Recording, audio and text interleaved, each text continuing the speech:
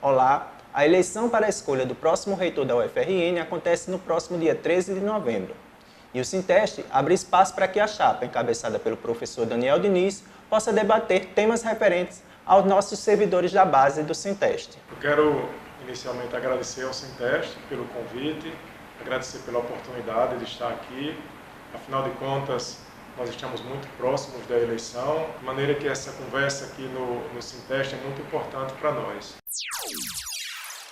Nós tivemos uma lei de 1998 que extinguiu alguns cargos das instituições federais de ensino superior.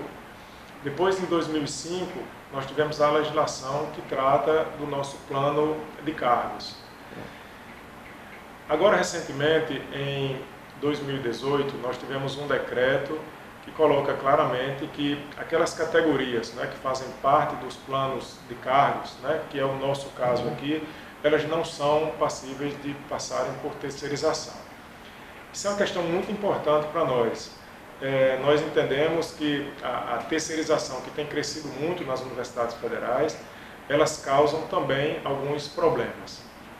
O primeiro deles é a questão da precarização das condições de trabalho, não são as mesmas para o nosso servidor EJU, nós sabemos disso, e isso também prejudica aquele sentimento de pertencimento das pessoas com a instituição. Tem outra questão muito importante também, que afeta inclusive as atividades finalísticas da instituição, as atividades acadêmicas, que é o impacto no orçamento da instituição.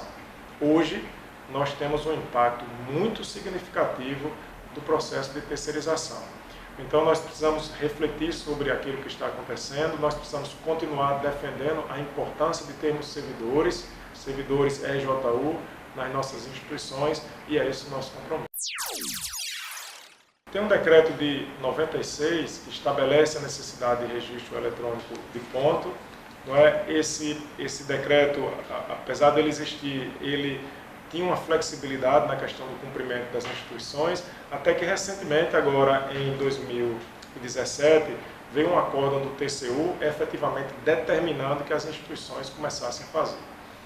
Aqui na nossa universidade, nós procuramos fazer um processo bastante discutido. Então, nós fizemos uma avaliação sobre a questão do ponto eletrônico. Isso foi bastante discutido com o sindicato. Nós temos uma resolução hoje que trata do registro eletrônico e trata da questão das 30 horas também, dos turnos contínuos.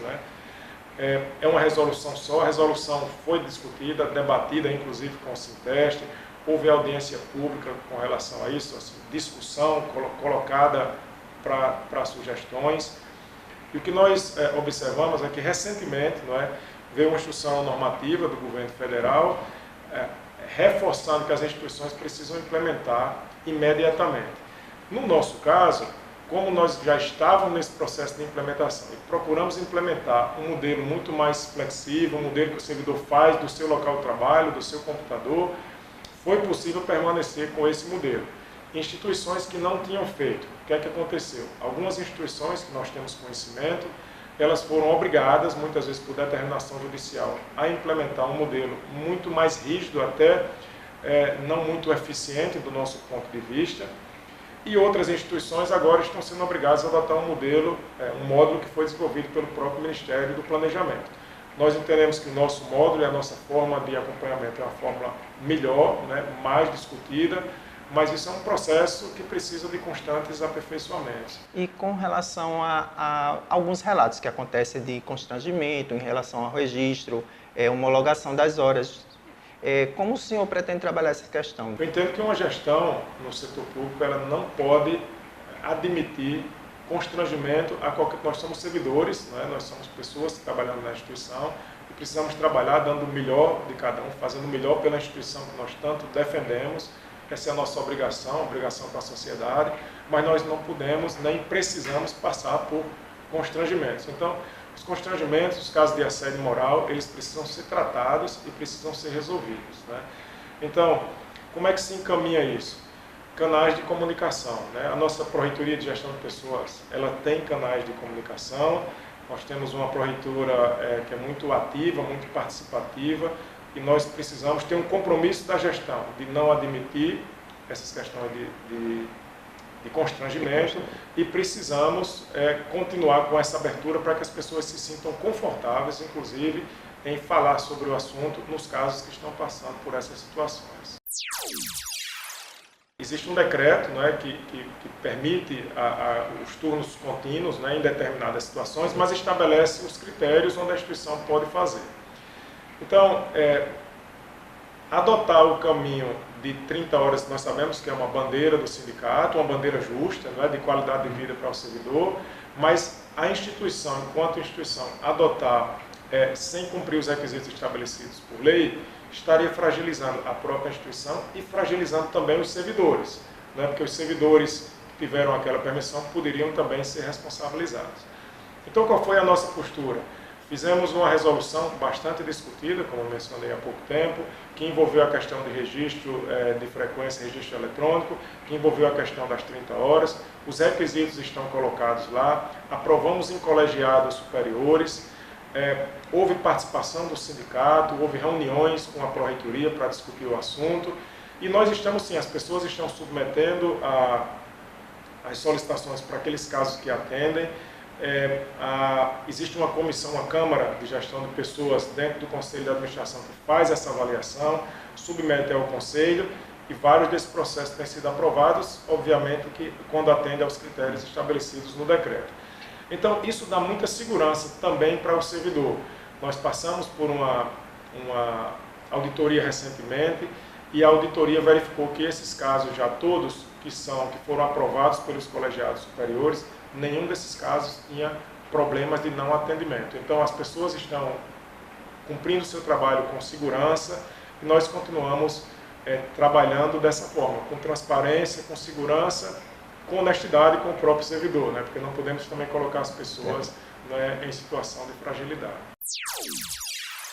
A UFRN, ela se tornou a instituição que é hoje por conta das pessoas que fazem a instituição, né? Então, investimento em capacitação de pessoas, eu diria que nós estamos entre as melhores instituições do país, o nosso respeito pelas pessoas, valorização das pessoas. Nós temos atualmente quase que 500 dos nossos servidores, quando eu estou falando de servidores, eu estou incluindo os técnicos e os docentes, quase 500 em programas de pós-graduação.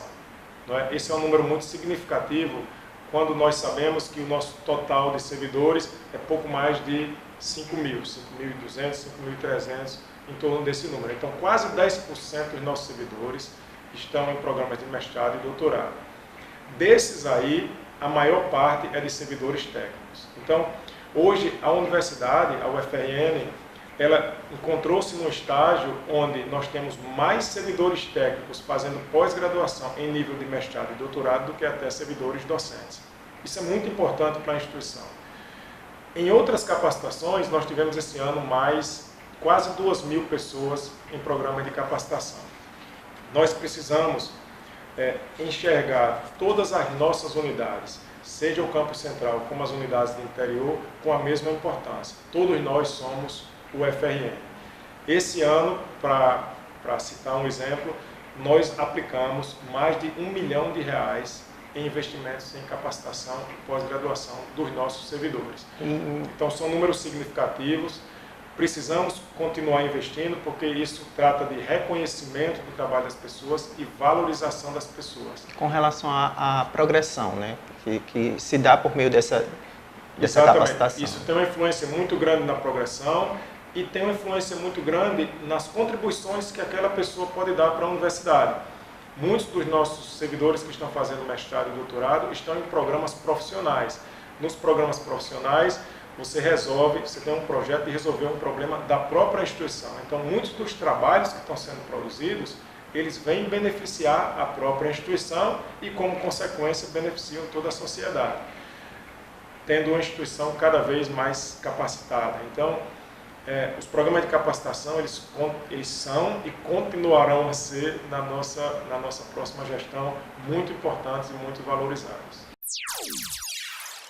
A Pró-Reitoria de Gestão de Pessoas, nós fizemos várias discussões sobre o assunto, foi lançada uma cartilha, foram feitos seminários, discussões sobre o assunto, foi criado um canal de comunicação direto com a Pró-Reitoria e nós temos tratado esses casos, todos eles, com muita seriedade.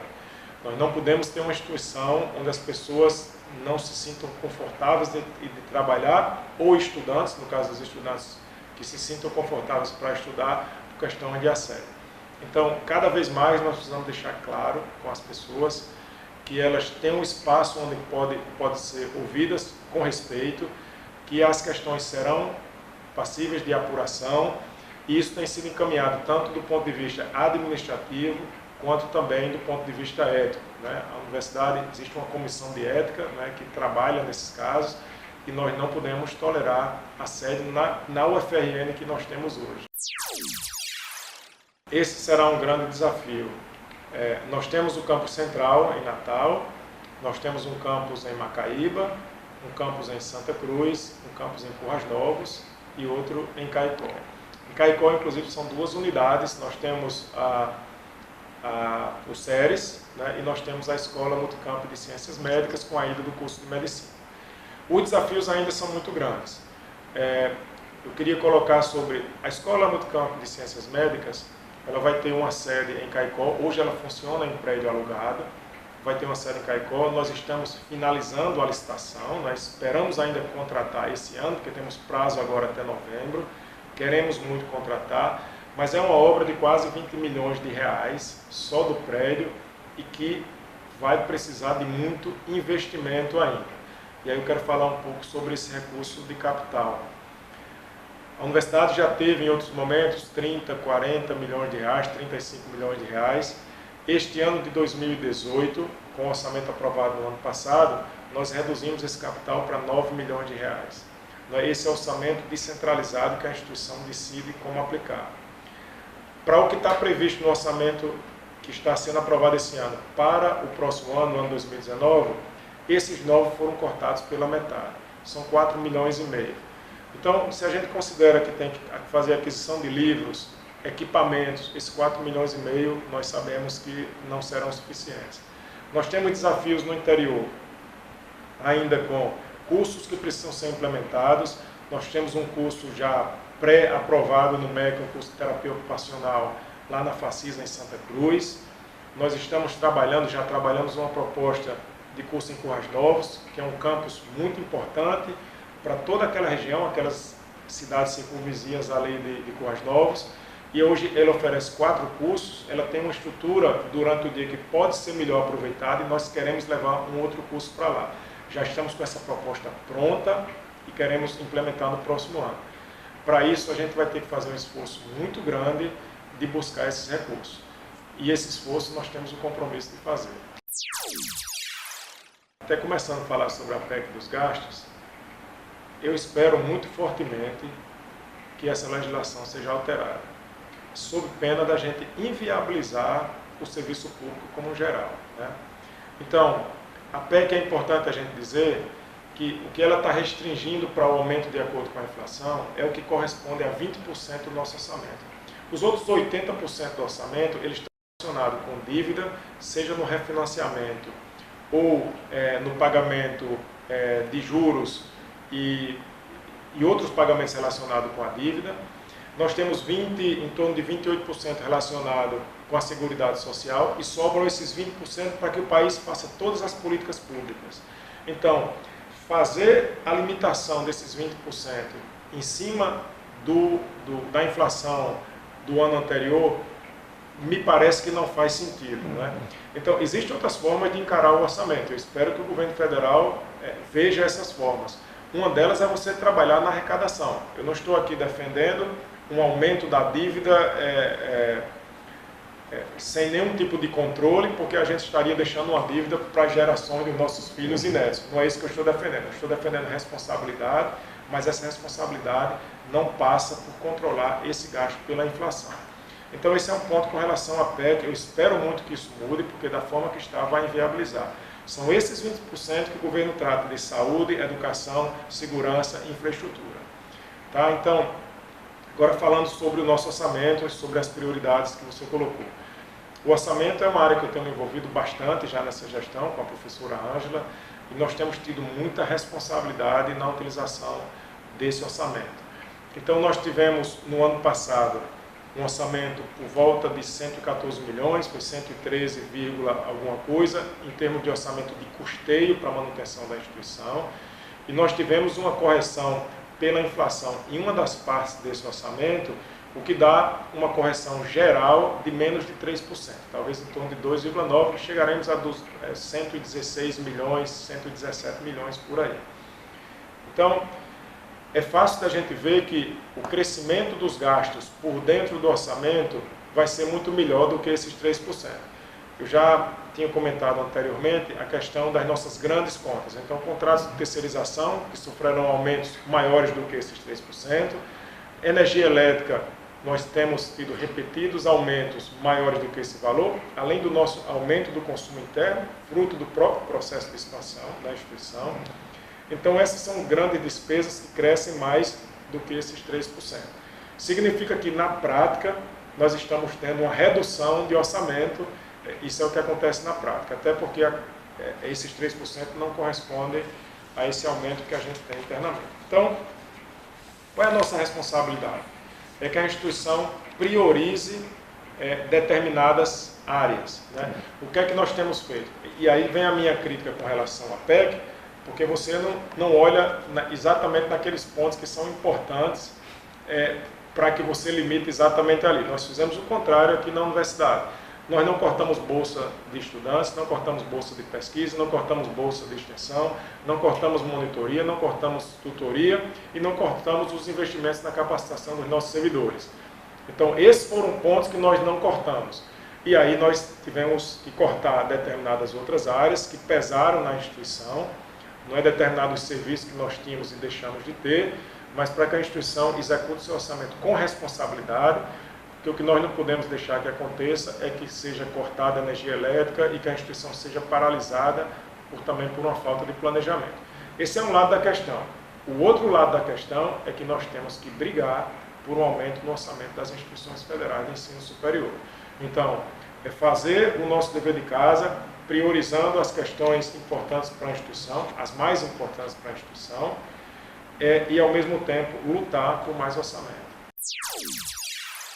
Mesmo com candidatura única, nós estamos fazendo questão de ir ao máxima quantidade de lugares da universidade, discutir com as pessoas, discutir o futuro da universidade, porque a gente quer ter uma gestão efetivamente participativa. Então, essa é a nossa postura. Eu não assumiria nunca um cargo de reitoria da universidade por uma indicação de presidência da República. Eu estou no processo porque eu estou acreditando e vou lutar por ele para que a escolha da comunidade universitária seja efetivamente respeitada. Eu acho que nós temos eleição para reitor desde 87, eu lembro bem disso porque eu tinha acabado de ingressar na instituição como estudante, e no ano seguinte eu ingressei em 86, no ano seguinte eu já votei para reitor. Foi um momento muito importante para a instituição, porque ali estava ocorrendo a primeira eleição, as pessoas opinando, eram muitos candidatos na época. Nós temos uma candidatura única hoje, eu entendo que é um reflexo, né, da unidade que nós temos em torno de um projeto de instituição, e é esse projeto que eu estou representando, mas nós não podemos aceitar nenhuma outra escolha que não seja aquela escolha da nossa comunidade universitária.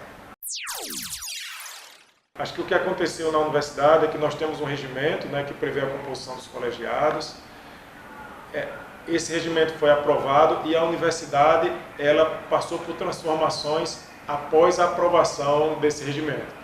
Nós temos várias unidades acadêmicas, centros criados, enfim, são muitas unidades que trouxeram esse desequilíbrio em relação àquilo que foi aprovado inicialmente. Eu penso que nós precisamos fazer uma revisão de regimento de estatuto da instituição, para rever também a composição dos colegiados. Essa tem que ser uma discussão muito transparente, muito participativa, pensando sempre no melhor para a instituição, não é? Mas esse desequilíbrio ele aconteceu por isso. Isso acontece tanto nos servidores técnicos, como também na representação estudantil, não é? Então nós precisamos rever essas composições. Na verdade, nós temos técnicos administrativos como pró-reitores, né? Nós temos na Pró-Reitoria de Gestão de Pessoas, Nós temos tanto a pró-reitora como o pró-reitor adjunto, nós temos na Pró-Reitoria de Administração. Nós estamos passando por um processo de capacitação de servidores, nós temos cada vez mais servidores com mestrado e doutorado. Nós temos hoje na instituição mais da metade dos nossos servidores técnicos, eles têm algum tipo de pós-graduação. Então, esse processo natural de capacitação, ele faz com que haja uma tendência natural de crescimento nas nossas funções, né? Eu entendo que isso vai acontecer não só na próxima gestão, mas eu entendo que isso é um processo que vai crescendo ao longo do tempo. Hoje nós temos um equilíbrio em torno dos cargos comissionados ocupados na gestão central como um todo na instituição. Algumas funções são específicas de docentes, como, por exemplo, as funções de coordenação de curso, as funções de direção de centros e unidades acadêmicas, chefia de departamento, mas nós temos várias outras funções que podem ser ocupadas por servidores técnicos administrativos e eu vejo, é assim que eu enxergo o futuro da universidade, cada vez mais a gente tendo essa participação de servidores técnicos, porque nós temos quadros muito bons hoje na nossa instituição. Eu vejo com preocupação, nós temos recursos previstos na própria Constituição voltados para a educação. Já vem a primeira pergunta, se nós passarmos a ser ciência e tecnologia, continua a mesma interpretação ou não? Eu tenho uma preocupação com relação à diversidade de áreas que é a universidade. Eu mesmo sou engenheiro, então eu sou da área da tecnologia, mas a universidade não é feita de tecnologia somente. A universidade tem várias áreas das ciências básicas, a área de humanas e sociais, de biociências, a área de saúde, enfim. Mas a universidade ela é feita dessa diversidade. Vem aí o nome então, universidade, né? Vem aí desse universo, dessa diversidade. Então, eu não consigo enxergar hoje, não é? Até porque eu não tive mais informações, como isso se encaixa dentro de ciência e tecnologia. Não consigo enxergar quais os benefícios de se sair do MEC e ir para a ciência e tecnologia. Então, o meu sentimento hoje é de preocupação, mas precisamos acompanhar de perto, não é? E agir se entendermos que isso não será a melhor solução para o ensino superior do país. Nós sabemos todos do problema de segurança que todo o nosso país passa. Eu acho que o nosso estado tem um problema bastante crítico também, nós sabemos disso. A nossa capital, né, que há um tempo atrás era uma das capitais mais seguras do nosso país, hoje ela tem problemas muito graves de segurança e a nossa universidade está inserida nesse contexto. Então nós temos uma diretoria de segurança, já no início dessa gestão nós transformamos em diretoria para aumentar realmente a sua importância. Estamos procurando fazer investimentos, fizemos aquisições de automóveis para já esse ano. Estamos no processo de ampliação, reforma e ampliação das instalações. Então está sendo feito um esforço nesse sentido. Eu entendo que os desafios são muito grandes. Nós temos hoje mais pessoas do quadro terceirizado do que do quadro de servidores da instituição, né? E à medida que as pessoas vão aposentando, essa relação vai aumentando. O impacto no nosso orçamento é muito grande. Nós temos as grandes despesas no nosso orçamento, são exatamente as despesas de energia elétrica, que é outra grande responsabilidade que nós temos, de procurar buscar mais eficiência, terceirização de mão de obra, essa que vem à frente de tudo, e dentro da terceirização, os contratos de segurança.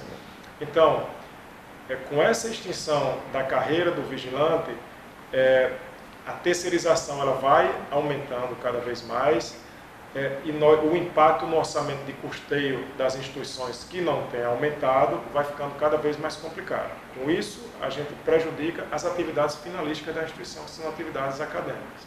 Então, isso é uma grande preocupação nossa com relação à segurança.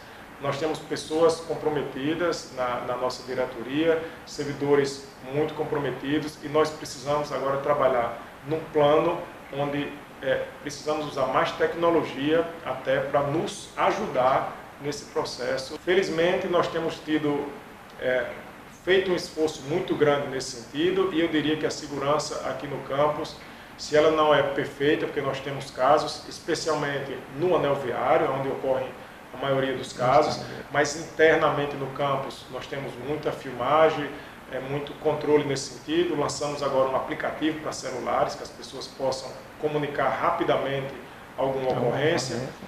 Nós precisamos trabalhar sempre em parceria também com o governo estadual, que é quem é responsável pela nossa circunvizinhança, não é? Então, é todo um projeto abrangente que envolve, a meu ver, não só nem a universidade, envolve outros entes, né, federativos.